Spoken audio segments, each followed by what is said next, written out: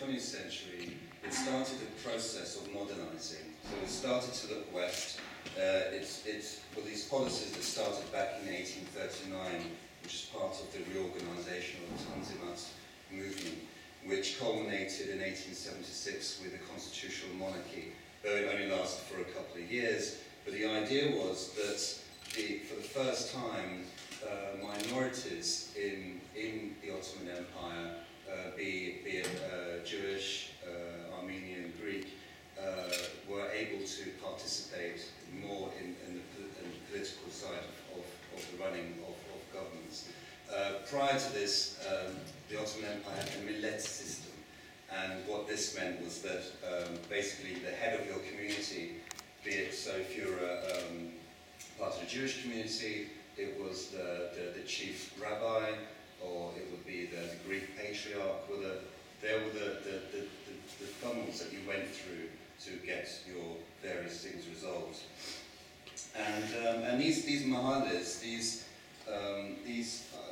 were the center of daily activities. It's where the family lives and the private spheres came together, and the religious ceremonies, the life cycle rituals. So it's a very important part of Turkish society, and in fact, it's actually an administrative district, one of the Ottoman Empire's smallest administrative districts, and these were all across the empire.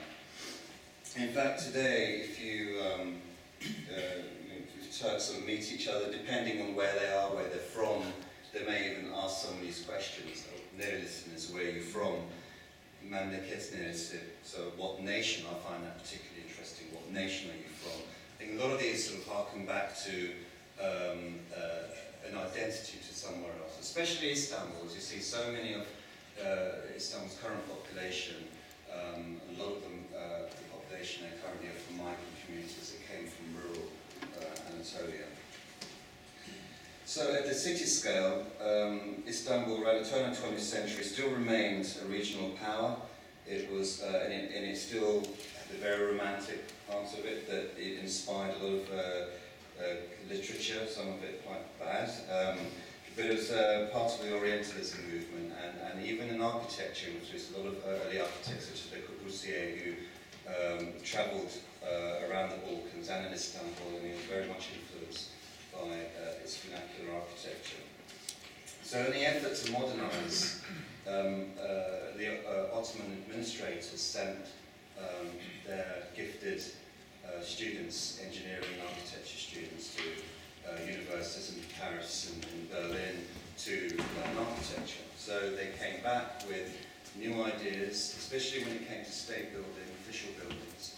The top one there being the post office in Sukeci, which was built by Vedat Bey, and a lot of these ports and train stations here. So this movement of architecture became this part of the Ottoman revivalist forms of architecture. And this form carried on, and after the First World War, we see a period when the architecture and the whole issue around urban change have a lot of weight put on it by national identity, because it was the first time that the whole idea of Turkishness was really coming to the fore. Whereas before it was more about, if you're Ottoman, or if you're a Muslim, a Jew, a Greek, etc. Because a lot of those people were united by the language.